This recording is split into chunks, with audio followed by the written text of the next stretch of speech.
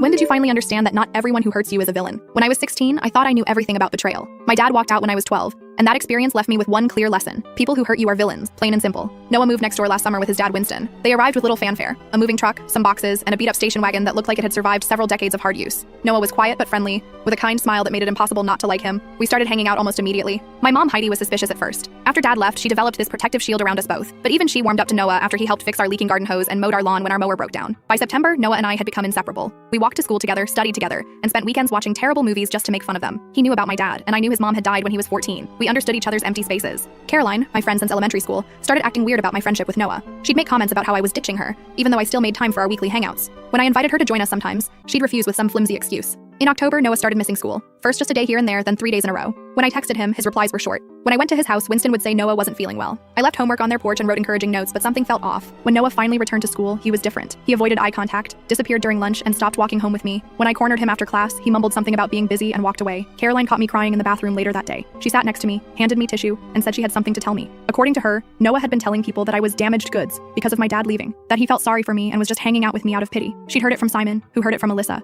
who supposedly heard Noah say it directly. I confronted Noah the next day after school. He denied it completely, looking genuinely confused. But the seed of doubt had been planted. Why else would he suddenly pull away? Why was he acting so strange? When he couldn't give me a clear explanation for his behavior, I told him our friendship was over. The hurt in his eyes made me feel vindicated. For 2 weeks, we didn't speak. Caroline became my constant companion, always ready with supportive words about how I deserved better friends. She invited me to a Halloween party at Simon's house, saying it would be good for me to get out and meet new people. The party was in full swing when we arrived. I recognized most people from school, but there were older kids too. Caroline led me through the crowd to the kitchen, where Simon was mixing drinks. He handed me something that tasted like fruit punch but burned my throat. 2 drinks later, the room was spinning. I found myself on a couch with Simon sitting too close, his hand on my knee. I tried to stand up, but my legs wouldn't cooperate. Through the haze, I heard Caroline laughing nearby. Someone took a photo. Simon's hand moved higher. Then suddenly, Noah was there, pulling me up and away from Simon. Caroline was yelling. Simon was swearing, and I was struggling to understand what was happening. Noah half carried me outside and took me to his house, where he gave me water and called my mom. The next morning, with a pounding headache and fragmented memories, I demanded answers. Noah showed me his phone, text messages from Caroline dating back weeks. She'd been telling him to stay away from me, claiming I'd been saying horrible things about his dead mother. When he didn't comply, she started spreading rumors about him instead. I was trying to figure out what to do, he explained. Winston wanted to move again, but I didn't want to leave you. My phone buzzed with notifications, tagged photos from the party showing me looking wasted, Simon's arm around me. The comments were vicious.